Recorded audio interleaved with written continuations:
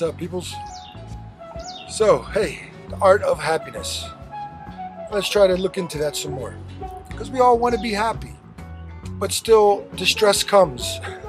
We search after happiness, but yet we're left unhappy for one reason or another. Whether it was something within our control or something completely out of our control. One of the things we have to understand that it is out of our control.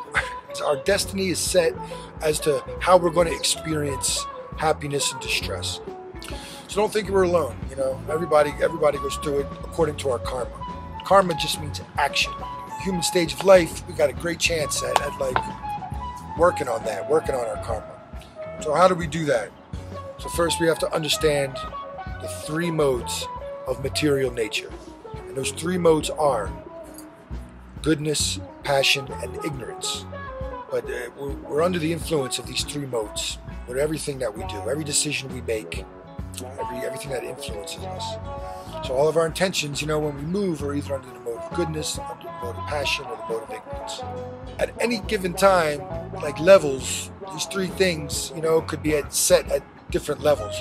We could be motivated by a little bit of all three for each decision that we make. It's a very complex cycle, but it all entails of these three modes. And so now we want to try to proactively dovetail all of our actions in the mode of goodness, you know, and through that brings us more happiness. Passion and ignorance kind of keep us entangled in the attraction of material nature, the cycle of birth and death and suffering. Attraction to material nature creates lust, and through lust, anger arises. So that's the antithesis of being happy. But because of these material, you know, entanglement, you know, we identify with these material bodies more, which creates, you know, identification with material suffering. That being said, it's not so, you know, a good or bad issue. It's just an is what it is issue. Material beings all suffer. Material beings all experience happiness and distress. Our mind, untamed, is like wild horses, always wanting to just serve, you know, sense gratification, you know. But that's going to lead us far astray, you know, and more entangled in material nature.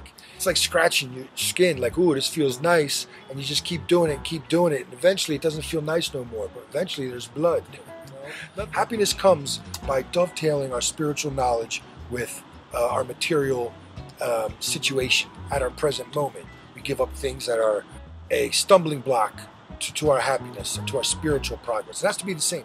So the spirit soul is eternal, full of knowledge and full of bliss. But when we become entangled in material nature, you know, we identify with these temporal material bodies. So much anxiety arises from trying to, you know, satisfy our eternal urges in these material bodies. We always become frustrated.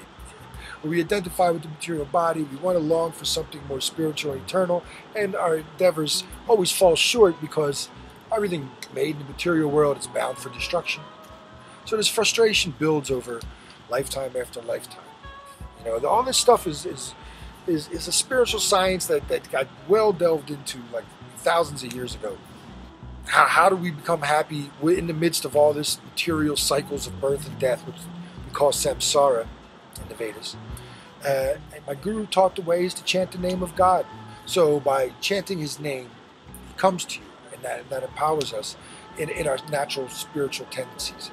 It's like uncovering the dust from a mirror, you know? This material world is like a mirror reflection of the spiritual world, but we can't remember it because we throw so much dirt against the glass that we can't even see the other side. But as we start to clean the glass, we start to see that other side a little bit more clearer. And then it gives us an attitude on how we should act in this material world. And with that knowledge, boom, boom, boom, boom, we become more happy. We can't take, so just remember to keep that smile. Remember that, you know, that we're eternal, we're full of knowledge and full of bliss. And if we can just uncover the dust from that mirror and remind ourselves a little bit every day through chanting the name of God. I was taught by my guru to chant the Hare Krishna Maha Mantra, and that brings happiness. Chant Hare Krishna and be happy, he said. So if you say with me, Hare Krishna, Krishna Krishna, Hare Hare, Hare Ram, Ram Ram, Hare Hare. You say that every day, and I guarantee you the proof is in the pudding, is in the eating.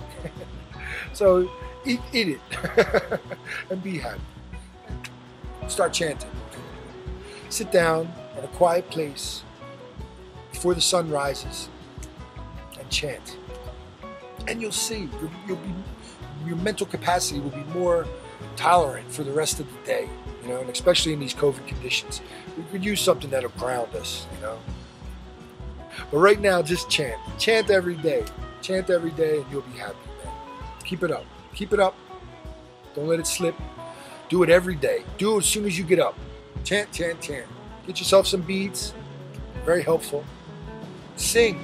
Go on YouTube. Type in Hare Krishna. Chants. Check out Krishna Das. Check out Johnny Harrison. Check out, you know, Bhagavan Das, Jao Tao. A lot of these guys have some great kirtans. And if you dial into them, just put them on in the morning and sing along. God will come. God will come. Proof of the pudding is in the eating, eh? So it's time to eat. Manj. All right, thank you. Thank you.